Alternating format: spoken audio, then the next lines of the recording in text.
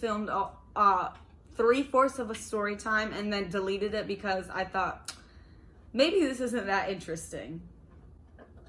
What's up, you guys? I'm gonna tell a story today about my creepy car salesman and the creepy insurance guy.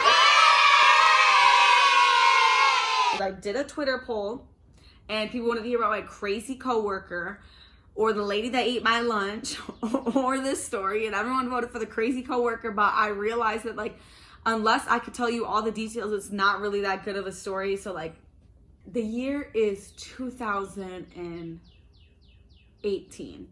All my life, I have drove crappy, beat up cars, okay? If you've been my friend for a long time, you know that. One didn't have a radio, one didn't have air. One, I ran into a mailbox and the driver door barely opened. It was just a mess, okay? Finally, I saved up some money. I'm like, yes, I'm about to get a car. Like, I'm so excited. So I go by myself because I'm independent. I go to this car dealership. I've heard about, like, places like car dealerships and, like, sometimes car salesmen, if they're dudes, they can be, like, sleazy, like, whatever. In there, like, I know a little bit about cars. I know nothing about buying a car. I've never done it. I've never bought a car, leased a car, anything from a car dealership. Do you see what I'm saying? So I go in there and I'm just like, hey, I'm just looking, like, blah, blah, blah. So I get paired up with this man. He seems cool. I'm like, all right, whatever. So we're just talking logistics.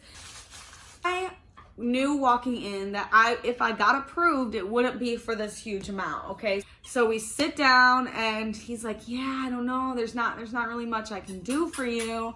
And I'm like, okay, cool, like, what are the options? He pulls out this 2013 red Ford Focus, what I have now, and it's not really what I'm looking for. I'm looking for a bigger car. And he was like, well, this is all I can offer you. And I was like, okay, cool, like, I'll just keep looking, thanks anyway. And he was like, wait.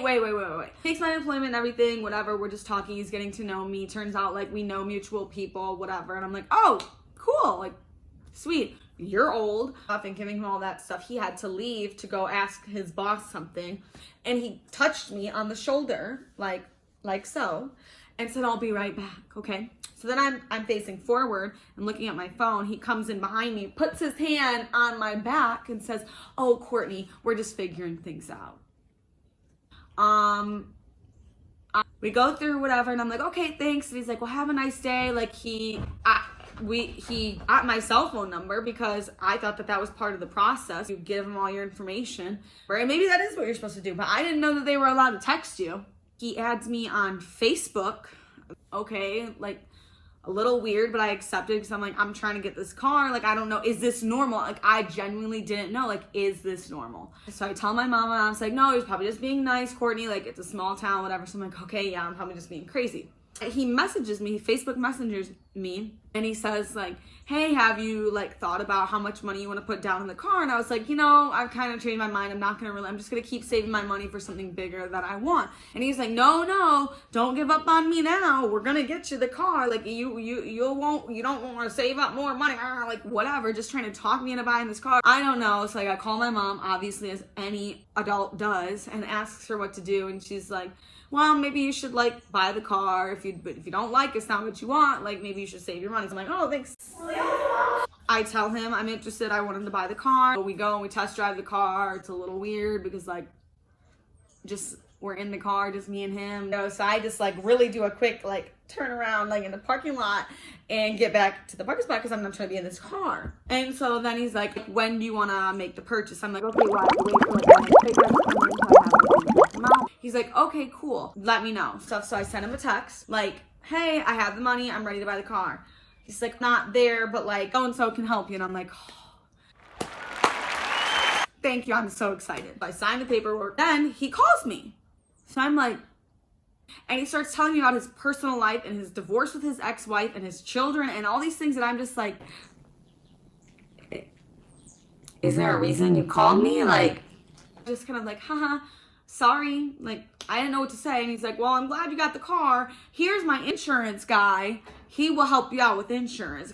Thank you so much. I appreciate it. Nice working. Nice working with you, right? No, not the end of the story. And then he tries to add me on Snapchat, because no. Then I meet with this insurance guy a few days later, who was his friend, and everything goes smoothly. He's really nice. I'm like, sweet, okay. I exchange phone numbers with him because I think that's what you're supposed to do. He says, if you need anything, call or text me. I say, okay, sweet, thank you. A few days later, I have to take the car in to make sure it's like the safety check, whatever. I don't tell the car salesman when I'm going to the dealership. I go and I'm sitting there and I'm waiting for my car. After it's done, so I'm waiting for it. And then they give me the car, I get in it, and guess who's there? The car salesman. I was like, okay, maybe he's just here because he's working. No, he literally said, I saw you have an appointment. I decided to drop in and say hi. I'm like, hello? I'm like really freaked out at this point, okay? My sister's dad works for Ford. That's all we have in our family is Fords. So I just by a chance that I have a Ford, okay? So I know how all the controls work, like I'm familiar with it. So this man decides to say, oh, do you want me to show you how everything works? And I'm like, oh no, like I kind of already know. He's like, oh, let me show you. Gets in my car. No invitation. I know how the controls work. I've already said that. He sits in my car. Now, here's the funny part. This man doesn't even know how to work the Ford controls. When I say, he was like, oh, let me show you how to set up Bluetooth. This man was in radio settings trying to change my time. This is literally clear to me that this man doesn't know what he's doing. He's just trying to talk to me. And just not my type, okay? Just not my... And I also didn't invite you in my car. That's the first problem. I didn't tell you to open my door and sit in my car. You're trying to show me how to work my car after you just told me you have a Chevy. He has all my employment information, remember that? At this time, I was working like 3 jobs while in grad school. He sits in my car and he's like, so when you're not so busy with work, we should hang out sometime. What? my heart was like beating, and I was like, oh no, I'm still pretty busy. And I just sat there, and he was like, oh yeah, but like when you're not, when you're not. So he gets out of the car, comes to my driver's window, which is rolled up, by the way. It was raining, and he taps it, so I roll it down, and he was like, so now that I got you this car, we should go get a beer. I was like, oh, I'm just really busy right now. This is something that had been happening throughout the whole thing. He kept joking about going to get a beer. Once I get you this car, you owe me a beer. I say, no, I'm just kind of busy, sorry. It's like, oh, okay, all right then, all right. And walks away, so I'm like, oh, thank you, Jesus. So roll up my window. Block him on Facebook. Block him on Snapchat. I didn't even have him on Snapchat, but I blocked his little friend request on Snapchat. Blocked his phone number. We go to the insurance guy.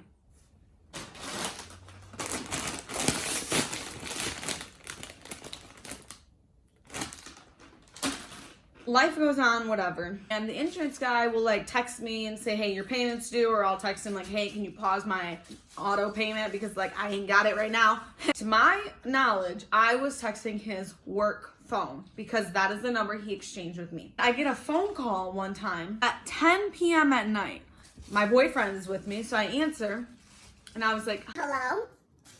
And he goes, Courtney, you need to stop. This is my personal number, and I only give this to a few people, and you need to stop calling me at this number at this late at night. This is embarrassing for you. My wife is getting angry. I have a wife. If she doesn't like this, she's thinking other things are going on. And I'm like,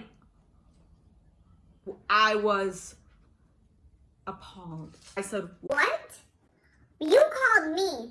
Oh, I know, you must be so embarrassed. And I know you probably didn't know it was my personal number, but you just have to stop. This is inappropriate. You called. No, I'm not embarrassed.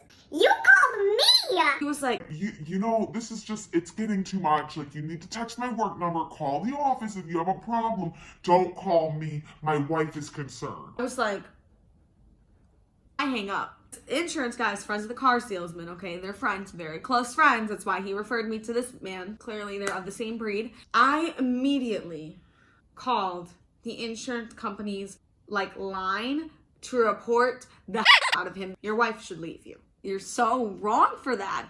So wrong for that. I report him, right? First of all, the insurance company people who I reported it to were extremely rude and even accused me of calling and texting him after hours or saying inappropriate things. Lady said, Well, why is that inappropriate? He calls you at 10 p.m. Were you calling him? I call, it goes all the way up, it goes back to him apparently, and he calls me on his personal number. I don't answer, and he leaves me a voicemail. Courtney, you seem to have things very, very misunderstood, and we need to clear things up. You need to give me a call back. Thanks. Honey, you have things misunderstood. So all in all, I had to block both of them. And yeah, I hope you enjoyed my story time. You can, I don't know, like, subscribe. I don't really know. I don't know if I'm going to make another one of these. Bye, guys.